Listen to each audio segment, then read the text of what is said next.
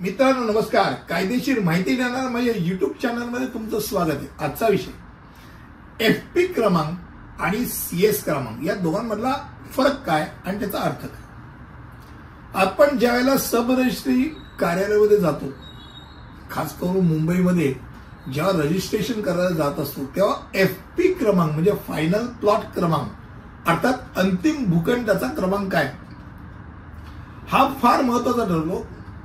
आणि त्याचबरोबर सीएस क्रमांक म्हणजे शहर सर्वेक्षण क्रमांक, सिटी सर्वे क्रमांक, शहरातील जमीन आणि मालमत्ता ओळखण्यासाठी आणि नोंदणी करण्यासाठी हे क्रमांक महत्वाचे ठरतात. आता एफपी क्रमांक म्हणजे अंतिम भूखंड क्रमांक. शहर जेव्हा आपले सिटी असते त्या शहर सर्वेक्षण प्रक्रियेदरम्यान विशिष्ट नगर नियोजन योजनांच्या संदर्भात हा क्रमांक नियुक्त केला जातो. सर्वेक्षण पूर्ण झाल्यावर आणि लेआउट अंतिम झाल्यानंतर जमिनीच्या भूखंडासाठी हा अंतिम अद्वितीय आयडेंटिफिकेशन क्रमांक म्हणून ओळखला जातो. आता सीएस क्रमांक म्हणजे शहर सर्वेक्षण क्रमांक हा सुरुवातीच्या शहर सर्वेक्षणादरम्यान जमिनीच्या तुकड्याला नियुक्त केलेल्या मूळ अद्वितीय असं ओळख क्रमांक आहे. हा विविध कायदेशीर आणि नोंदणी उद्देशांसाठी वापरला जातो आणि एक मूलभूत मालमत्ता तपशील आहे.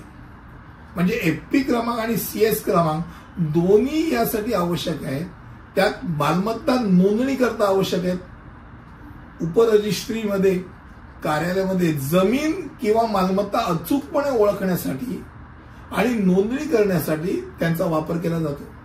त्यानंतर मुद्रांक शुल्क निश्चित करण्यासाठी म्हणजे मालमत्तेच्या व्यवहारांमध्ये देय योग्य काय आहे, म्हणजे तुम्ही मुद्रांक तुम्हाला किती योग्य आहे आणि किती तुम्हाला देय पडते ते शुल्क निश्चित करण्यासाठी एफपी क्रमांक आणि सीएस क्रमांक हे दोन्ही गोष्टी साधारणतः लागतात. नंतर कायदेशीर स्पष्टता. हे सर्व कायदेशीर आणि अधिकृत नोंदणीसाठी मालमत्तेच्या स्पष्ट आणि अस्पष्ट ओळख प्रदान करतात.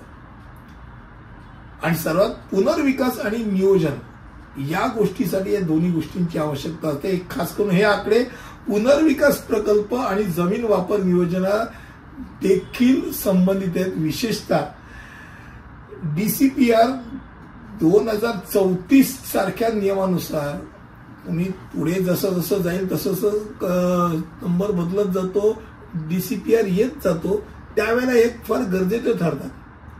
म्हणजे तुम्हाला लक्षात येत असेल की साधारणतः दर काही 4 वर्षानंतर 5 वर्षानंतर साधारणतः बाजार भाव जो आहे रेडी रेकनर भाव हा वर खाली होत असतो, बदलत असतो. आणि तो विशिष्ट भागांकरता तो रेट असतो. तो विशिष्ट भाग म्हणजे काय तर ते तुम्हाला खास करून सीएस नंबर आणि एफपी नंबर हे दोन्ही गोष्टी लागतात. त्या सीएस मध्ये तो एफपी क्रमांक कुठे तो बघितला जातो आणि त्याचा रेडी रेकनर काढला जातो. तो वरखाली होत असतो दर 4 वर्षांनी 5 वर्षांनी डिक्लेअर केल्यावर. त्यामुळे ते फार महत्वाचे ठरतात. तुमच्या इंडेक्स 2 मध्ये दोन्ही गोष्टी तुम्हाला सहजगत्या सापडतात. आजचा विषय होता तो सीएस नंबर काय आणि एफपी नंबर काय. मला वाटतं कमी शब्दात तुमच्या समोर मांडला. पुढील विषयामध्ये असंच काहीतरी घेऊन येईल. तिथपर्यंत इथे थांबतो. धन्यवाद.